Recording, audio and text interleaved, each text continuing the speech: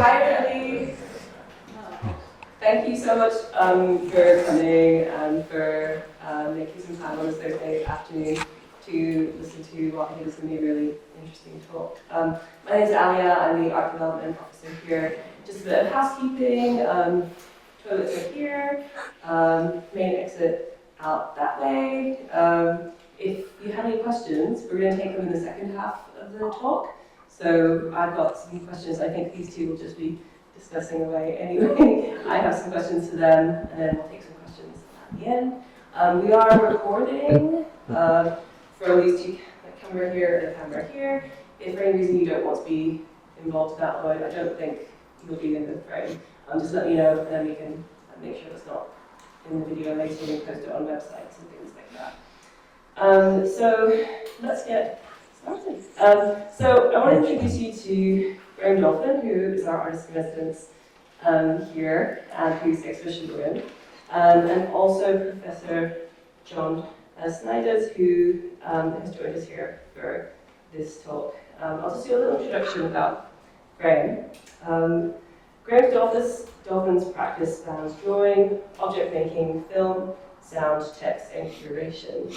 At its core lies an ongoing investigation into identity as a constructed idea, examined through the lens of popular culture.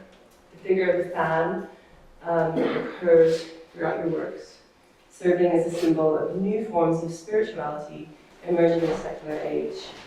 You work directly with objects, sounds, and imagery of popular music and wider cultural ephemera, reframing them through acts of meticulous handmade labor.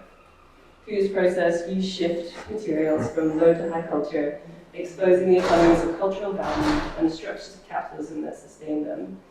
A precise conceptual framework underpins each application, disrupting conventional understandings of skill, illusion, and authorship. 17 Gallery, who you're represented by, comment that you make work that examines how we, the viewer, reader, or fan, deals with emotional attachment to the people who we allow to influence our lives and the culture around us. They say that you often repurpose fan-made artifacts that sprout upon around memorials, small individual gestures that accumulate into something more substantial. It was really hard to narrow down all the different exhibitions that you've done, right. But previous solo exhibitions include in places such as Moscow, Baltic Centre for Contemporary Art, Gateshead, Copenhagen, group shows, including shows in Oslo, Helsinki, Margate, the Netherlands, Dundee, really huge accomplishment of exhibitions. Moving on to John. So Professor John Snijders, born in the Netherlands, studied at the Royal Conservatory, The Hague, with Jeffrey Madge on piano, Stanley Hoogland, forte piano, and Louis Andriessen, composition. In 1985, you won the first prize for the Barrage competition for Dutch chamber music. You performed as a soloist with AO, the BBC, Scottish Symphony Orchestra, the Brussels Philharmonic, the Hague Philharmonic, Dutch Radio Philharmonic Orchestra, Radio Chamber Orchestra, and Dutch Radio Symphony Orchestra. From 1988 till 2013, you're a member of the, please excuse my pronunciation, new Ensemble Amsterdam. In 1986, you founded Yves Ensemble, of which you continue to be the pianist and artistic director. Since 2013, you've been a member of the Contemporary Music's Ensemble 7 Bridges and E7B Sound Lab. Since January 2013, you've been head of music performance at Durham University, and your research interests focus on piano performance, practice in the 19th century, the American avant-garde, especially Morton Fieldman and John Cage, music for extended duration, establishing connections between contemporary music and contemporary visual arts and sound arts. So at least to say, both very accomplished in your own ways. He's very busy. So my first question, just to get it started off, as two people who are intensely, this was my interpretation after reading about you both, informed about music and visual arts, though from different starting points, where is it that you meet? And I'm also just curious, how did you meet? You sent me an email. I did. Not even about me, but you just sent me an email saying, I want to do this project. Yeah. Would you know someone who could help me? And I said, well, I'll do it. We were put in touch with, was it Hazel? I can't remember. Someone through the probably someone, yeah. And it's weird that we hadn't met before. No. Because John is an avid collector of contemporary art and sees way more than I probably do. So you were around contemporary art a lot. So it's weird that our paths hadn't crossed that much, and we live very close by, really. So I asked John to be an actor, a performer in a video, really.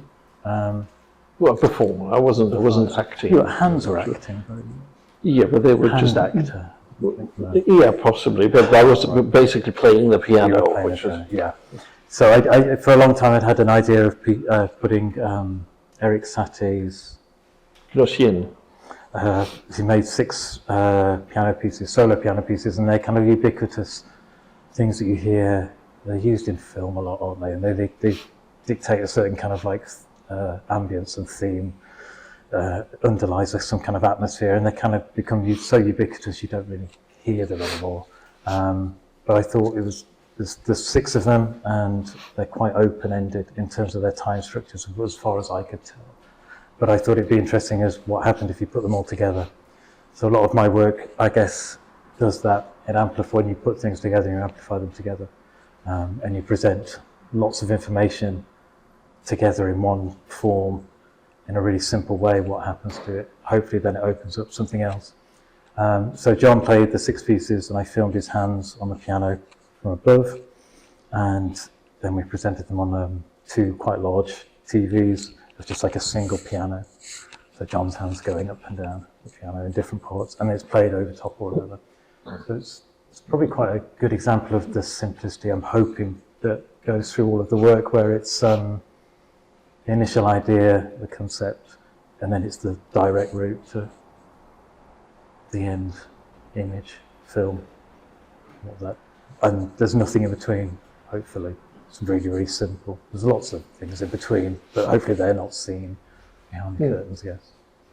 So I don't know, where do our paths cross in that then? I don't know. I don't know as much about music as you do, in terms of how it works or anything. I don't want to know that particularly, but... no, it doesn't always help. No, that's absolutely the mystery, true. I don't want the mystery to be broken of it, but... yeah. And I think you're probably high, if we still think of those terms as highbrow or low, high culture and low culture, I guess you're here and I'm way down here in terms of the crap that I listen to and the popular music and stuff that I like. I mean, this whole thing about high, middle, and low brow, and apparently there's something called no brow as well. I'm not quite sure what falls under that, but I never thought that was a particularly interesting it's not. Division of what music or art or whatever could be. I mean, and it changed over time. There's quite a good book on highbrow and lowbrow in American culture, mainly in the 19th century, where you see that opera in the 19th century in the US was the most lowbrow you could get in kind of, music appreciation. Everyone went to the opera. No one went to serious symphonic concerts or anything like that, but everyone went to the opera, and it was basically the pop concert of its time. So these things shift quite a lot. So there's, I don't know. I don't think we need to talk about brows in that respect too much. And just just love things when we love them. There's the idea in popular culture of like guilty pleasures, isn't there, as well, which is really odd. People go on about that. Why would a pleasure be guilty? As long as it's legal, I don't think. Well, some of those guilty pleasures shouldn't be, should they? No, as if some pleasures are things to be ashamed of, but of course they're not. No, that's right. And where did you find on that piece, that Nossia's piece that you made together, where did your ideas converge and meet or differ or split? I think my ideas didn't really come into it that much, because I was just asked to play the pieces, and my hands were recorded, and basically that was it. I mean, wasn't interfering with what you were doing. No, I tried to understand it a little bit more, what I was trying to do, I suppose, because is it Philip Comer piece? The guy who extended the Saté pieces. Oh, right. So they played, because is that right? There's no time kind of restraints within those. Well, there are no bar lines in these pieces, but they are as long as they are. So you can't, if you want to stretch them out, you either have to play them over and over and over again, or you have to slow them down. Well, that's what he did. So they usually take a couple of minutes to play, and he'd extended them out to, I don't know, an hour. They're really and they're really tense. They're really boring, obviously, but they're really tense. You're waiting for the next note to come on. Yes. It comes through. But so we discussed that a bit, because I was interested in that, it being a fluid thing, that it's kind of a map, but it doesn't really tell you where to go. So I didn't know how much of that, and I don't really understand how music notation works in that respect. So we discussed that, but I think I was probably not that generous in my collaboration with you, and just, can you play this? And you played it really well, and that was the involvement, I suppose. But but that's fine. I mean, you were a gun for hire in that respect. Yes, I think so. Yeah. And I don't know, so that's kind of different to, if we think about the things I did here for this show. I was kind of aware of that, so I've used collaborative kind of methods before. I haven't realised I'm really, really controlling about them. I just want someone to do something for us, and that I can't do in lots of ways. But I didn't want to do that for this, really. So that was the shift. That there was certain elements where I go to do this it's really, really unique what this is here, the residency here. And I've only done a couple of kind of short residency things before. This is really unique because you're literally working with the students. You're right next to them in the studio spaces. And there's no kind of like differentiation between them, of like you and them. And I was really aware of that straight away, that they were calling me Graham, not Sir. And that probably says more about me than them, but you were embedded completely with them. So I felt like I wanted to use that and use them, but help. They could be the work, they could be in the work, but also kind of directing the work.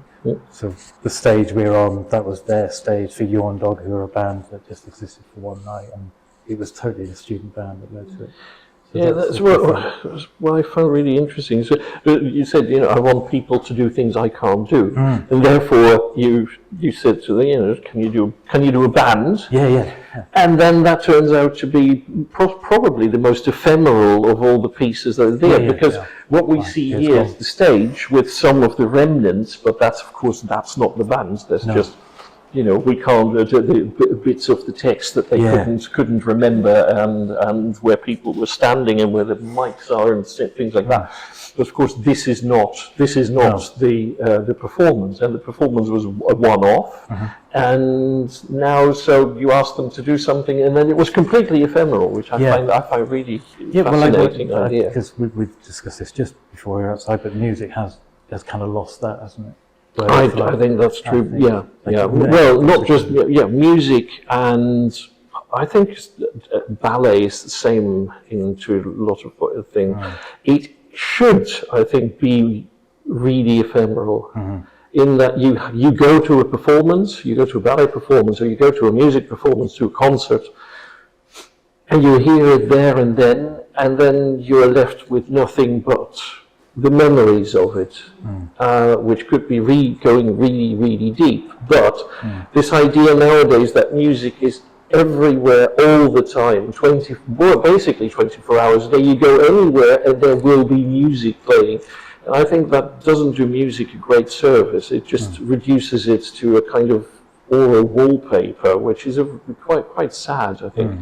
And you can say, what about recordings then? Because, it's fantastic that you can, if you want to listen to a specific piece of music, you can either now go online, because this whole idea, I'm very old, so I started off with vinyl and then went to CDs. I still have quite a lot of old cassette tapes at home, which I can't play anymore because I don't have a machine, but they're still there. But then, of course, the issue there is, but is a recording, is that the same as the piece? or is it a photograph of a piece, really? Because every time you look at it, it does exactly, or listen to it, it does exactly the same thing, and there's no new things coming out. Whereas, performing music, hopefully, every time you listen to it, there will be something else happening. Then again, with visual arts, that's not always the matter. The case. I mean, for me, it was absolutely vital. Those bits of plastic and vinyl. Yeah. That was my whole entry into culture. Yeah. And then big VHS videotapes, all of those vessels to hold that culture in. That was my only access to. Yeah, of course. I mean, it's really logical because not everyone lives in a place where they have easy access to everything. Living in the Midlands, it was pretty dire, and it was so thankful for those things. Yeah. And that's carried on with the work, but those things. But obviously, it isn't the thing. No. And I really like the uniformity of those objects as well. They're always this size or they're this size, but it can. So a record that's a 45 can be Good Vibration, say Beach Boys, or it could be Agadoo. Yes. Like there isn't any kind of differentiation in the thing, but it's just that. No, you can't look. Usually, you can't look at a record, a vinyl record, saying, "Oh, yeah, that's that piece." Although there are people who can, apparently. I've seen people on television programs who could look at a vinyl recording and tell you exactly which piece it is, which I found fascinating. Must be someone with lots of time on their hands staring at grey matter. It was just really astounding. Something I wanted to ask both of you was the part that the audience plays in performance and in visual arts, but for yourselves, obviously, we all have our own ideas of where the audience fits into that, but for you, and in particular audiences and reception, what role do they play for you both? It's probably a little bit disingenuous to say that I don't care about the audience that much, but I always remember Ed Richet, seeing a talk with Ed Richet at the ICA when I was a student, and someone asked him in the audience, who makes you work for? And he named them, there were 3 friends. I thought, that's genius, just like, if you've got all of this idea of the audience, tapping you on the back or kind of like seeing what you're doing is really stifling thing. And I think you just follow your own whims a lot of the time being an artist, and that's the great fun of it. You don't really care that much, but it's probably a little bit disingenuous, you do want that association. Yeah. But I was working with musicians like yourself, John, and I had the pleasure of working with quite a few, that you never get to see your work, which was really shocking. It was a really stupidly shocking revelation for me. Like working with this, I did this, and it's kind of a residency in Oldborough with some musicians, and we worked together, and I was doing the visuals with them, and they were making up their performance, what they were going to do that weekend for the show. And then they did the thing, and I was in the lighting bit, doing the lighting and the projection bit, and they were doing what they'd done in the rehearsal thing, but they never got to see it. I saw it. Yeah. They never actually got to experience this thing, and then it obviously sounds really different because they're on stage with all the clatter of them around them, not amplified. No. So as a performer, you never actually get to see the thing that you do, which is really, it was a real weird. No, usually not. And even if it's recorded, there are not many performers who actually want to look back at the recordings, because that's fine, but that's not what playing music is about. It's not about leaving a trace, as we're back to the ephemera, really. It's in the moment you do what you need to do, and you play with others or alone or whatever you need to do, and then once it's done, it's done. You don't need to know how it looks or what remains. No, it's very simply about the sound and your audience. Who am I? There's a difference here, because of course you need to understand that as a visual artist you create. As a performer, you recreate. I don't tend not to play things that I've created myself. I mean, I did study composition, but at some point decided that I didn't have enough to say, so I better stop saying that. I think I produce about 5 minutes of music once every 5 years or so, which wow. is just Is that a negligible. minute a year, or is it all in one hit? It's usually in one go. No, I don't. It's not. I've done my minute for this year, so no. If there is a thing where that needs music, so the last piece I did was for a performance with a London-based visual artist, Jane Buston, and it was a dance, visual art and music project, and I did a piece there. But otherwise, no. I mean. When you sit at the piano, you don't just noodle away, you don't improvise. Well, I can do, but I don't think it's that interesting, well, at least for me. There are fantastic improvisers, I don't think I'm one of them, so, I can bore myself with my improvisations, but I don't want to bore other people with it necessarily. But the idea of who your audience is, of course, is very different for a visual artist and a composer, I would say as well, than it is for someone who recreates, because we are nothing. Well, none of us are anything without an audience.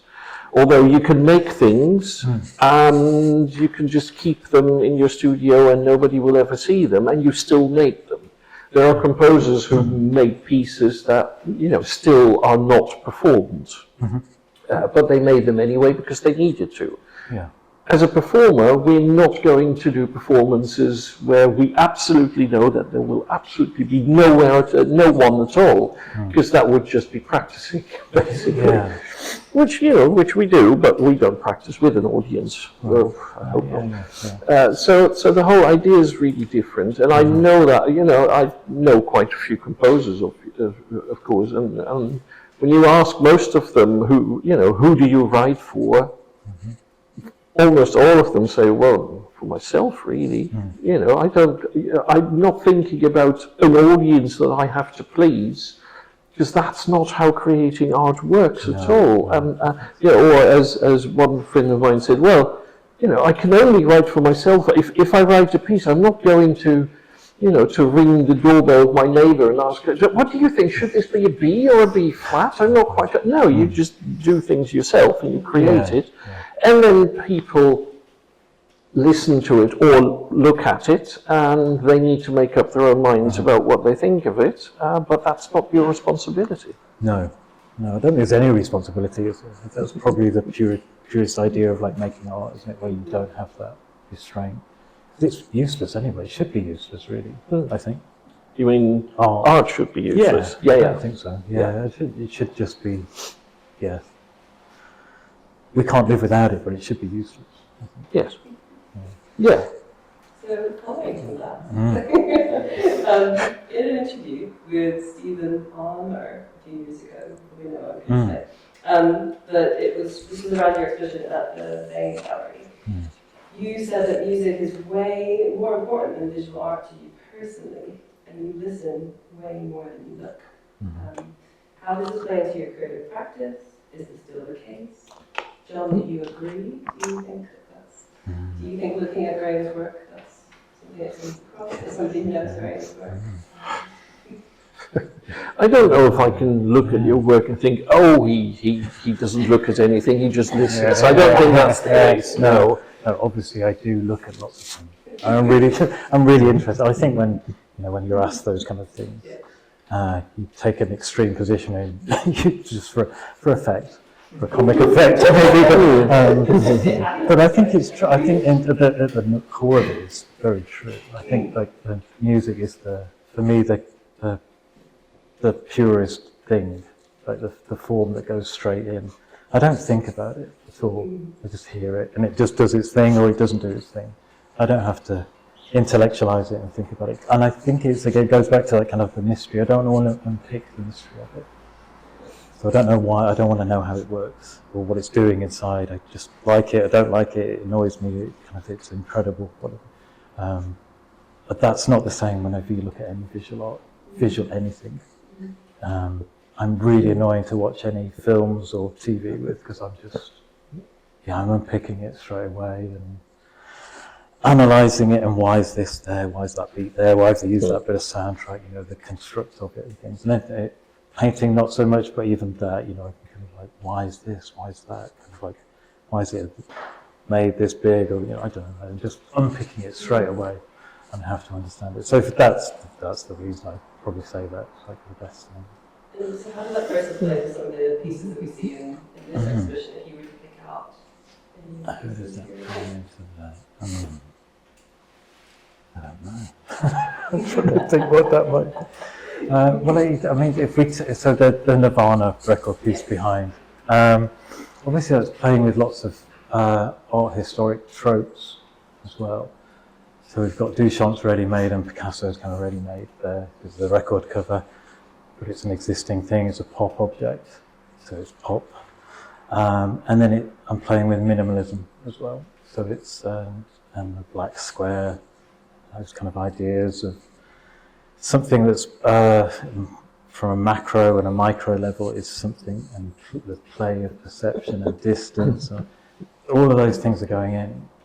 That I am completely aware of, I'm playing with, and they're formal objects as much as they are fun, kind of stupid, labour-intensive things as well. All that's going on for me, and I've become more sophisticated at doing that. I'm kind of aware of that thing,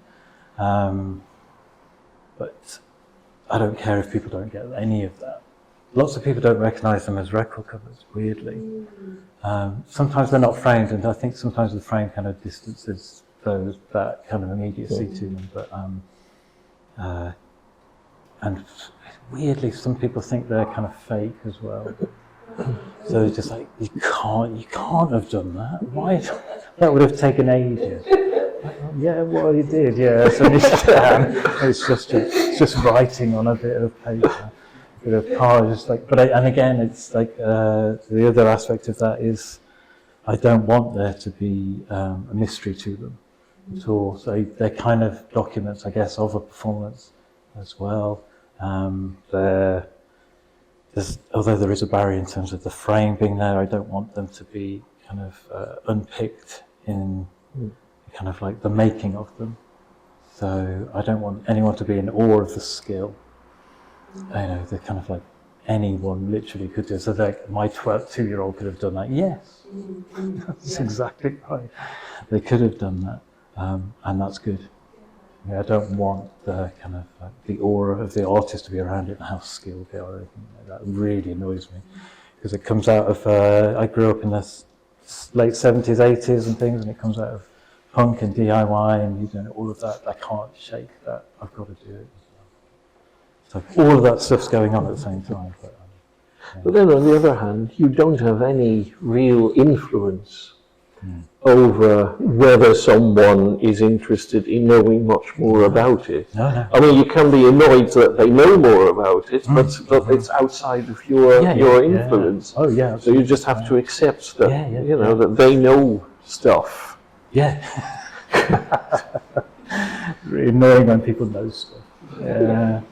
I did a show in, it was a group show me and Susan Collis, and it was in, where was it? It was in Gran Canaria. It was a really posh little gallery, and I got an original cover of the Velvet Underground first album, with the banana, the Warhol banana on it, so I managed to get a copy of this, really battered copy of it. I was really proud of it. And I did an indented drawing on it. It took forever to do it, so you could barely see it in the frame. So it was the lyrics again in the text indented into it, so you kind of, and then rubbed out, so you could barely see it.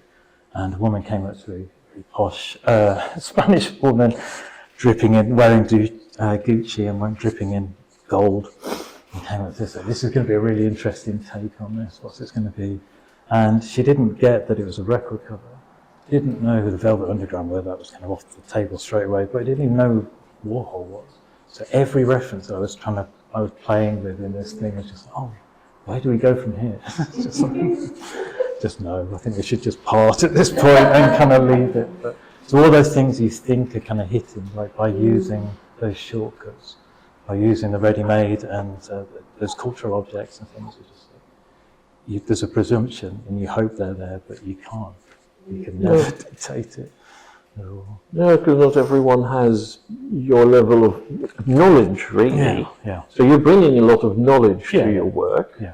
But then again, you don't expect the audience to have, or do you expect the audience to have kind of a similar level of knowledge but then don't care about it? No, I don't expect it, because I know how anally geeky I am about certain aspects of music and culture. I wouldn't expect that level. I'd expect someone who's walked into a gallery space to be engaged in a visual culture, though, that they might bring something to it, or some kind of knowledge, or some kind of context. It's not the first thing they've ever seen or something. I'd expect some kind of level. But even that, that's, it's kind of, doesn't really matter. Well, at the end I don't of know the if they day, function without that at all, actually. I mean, they're just kind of objects or drawings at that point if they're not. But, yeah, well, they can, a good work of art functions on multiple levels. I mean, it's the idea that quite a lot of people have about art and music, the idea of, well, I don't know anything about it, but I know what I like. Okay, that's kind of base level enjoyment. I'm afraid that I think that an increased level of knowledge can increase the enjoyment, or at least deepen the enjoyment that you have. So I'm always very happy to know more. Yeah. Sometimes you know more and you think, oh, I wish I hadn't known that. That happens. But even then, you understand where an artist is coming from and what they're trying to do, and then it's up to you to make sense of it as someone experiencing a work of art. I've the same with music. I don't really like people who just say, well, I know nothing like, I just know what I like. And then it always turns out that they have a very limited idea of what they like. Yeah, they haven't heard enough. But no, because they think that what they know is everything that they need to know. And there is always so much more, which is fantastic, but difficult sometimes to get people to acknowledge that. Look a bit further, and you might suddenly discover that you like something that you didn't think you would like. Opera's a good one. Loads of people say, "Nah, I don't like opera." Well, have you been? No, but I know that I won't like it. No, just go. Do a good performance, not do a rubbish performance, because then yes, absolutely. But if you do a bit of homework and you think, this is supposed to be absolutely fantastic.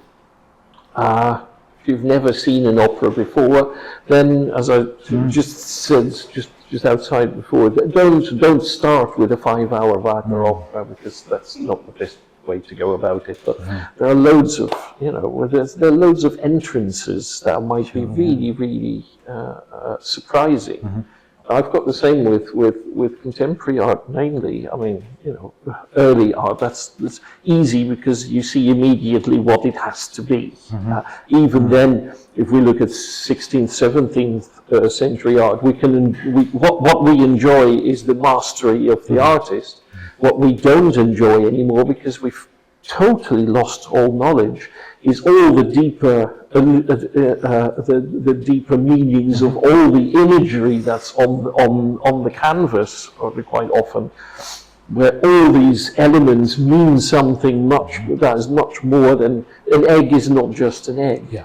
And of course nowadays an egg is mostly just an egg, and that's fine. But there's always more to know about these things, I do think.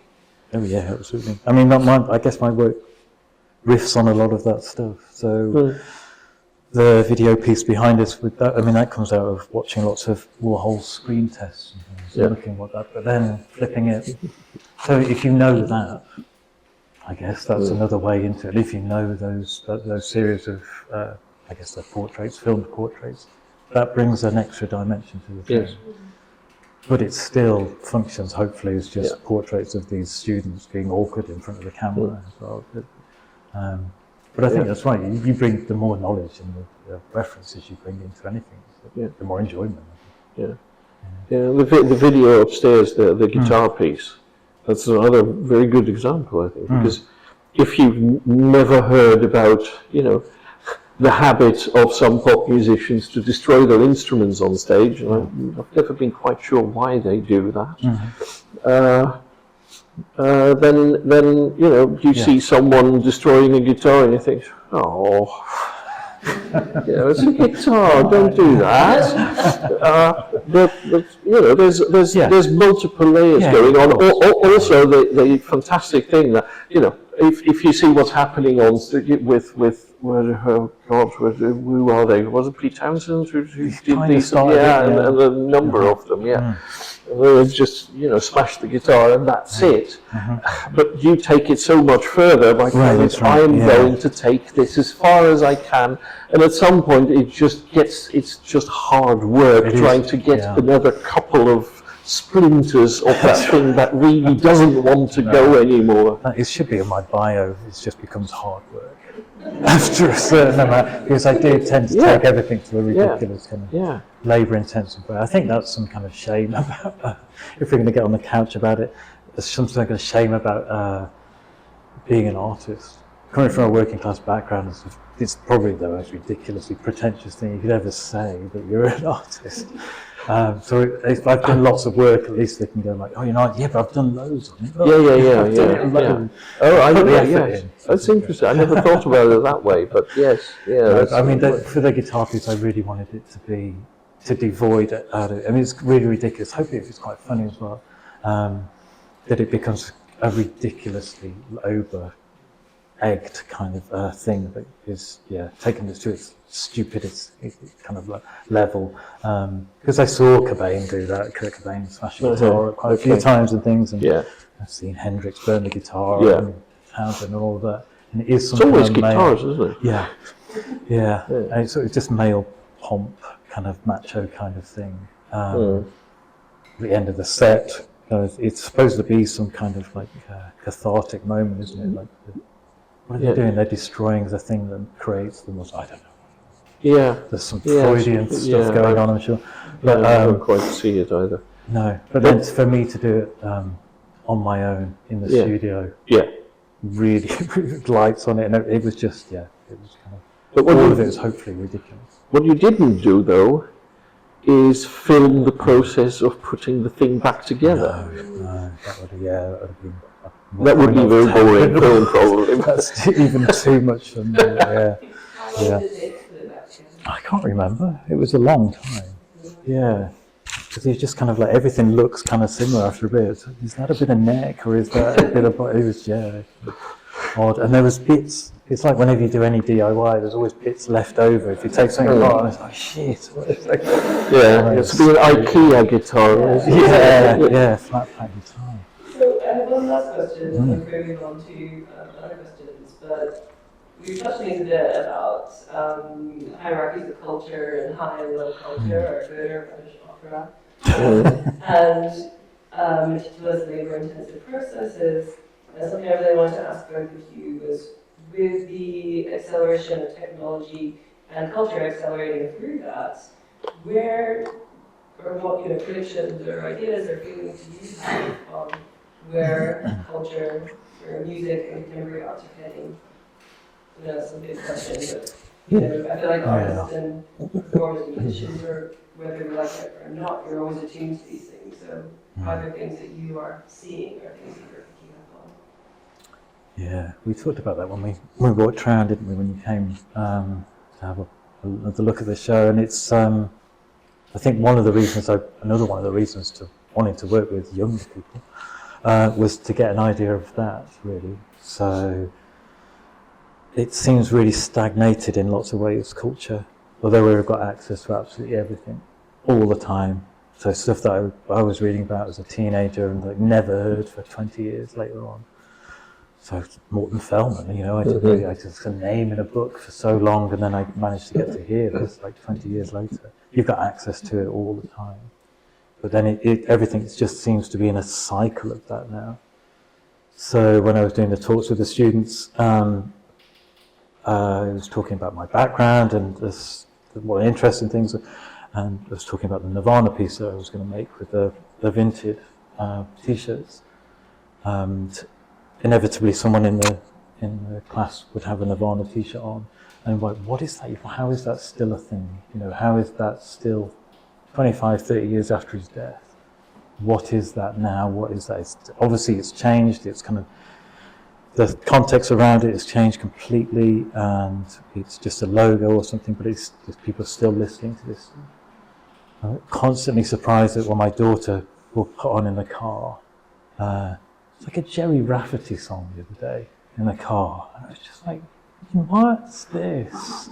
It's like we've had Kate Bush through Stranger Things and whatever TikTok moment you have, and she's grown up and her tastes have got a little bit more sophisticated, and I'm like, you're still listening to Tears for Fears? You know, it's kind of like this is, and it feels really kind of stagnated, a lot of it, and which is a real surprise, because I would have thought, having access to everything, you'd kind of throw that in the bin, and year zero, you'd start again, kind of thing, a break of culture. But so technology is the culture, isn't it? I think that's leading everything, and culture's like a byproduct of that. It's just like the content on those bits of text. So that's the worry, I think, and everything's kind of flat and a bit of a mush of stuff.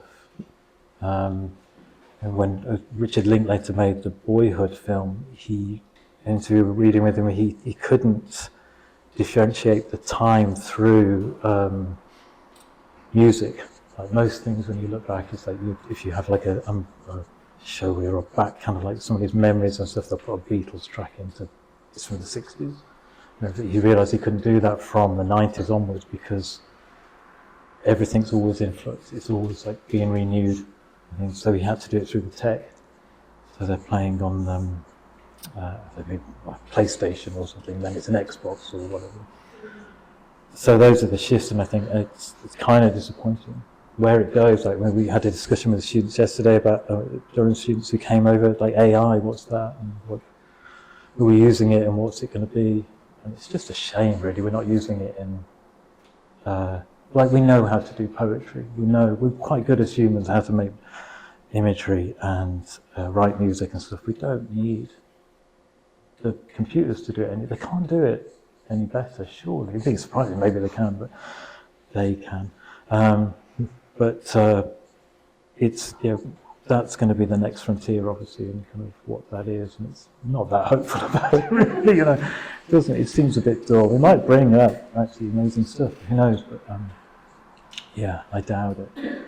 I think what's really important is that we instill in people the idea that there are things that technology like AI can be fantastic in. I mean, medicine, it can do so much amazing things. But there are things where it is very simply not interesting to have it do its stuff, because that is the stuff that makes humans into humans, creating art, creating literature, creating things.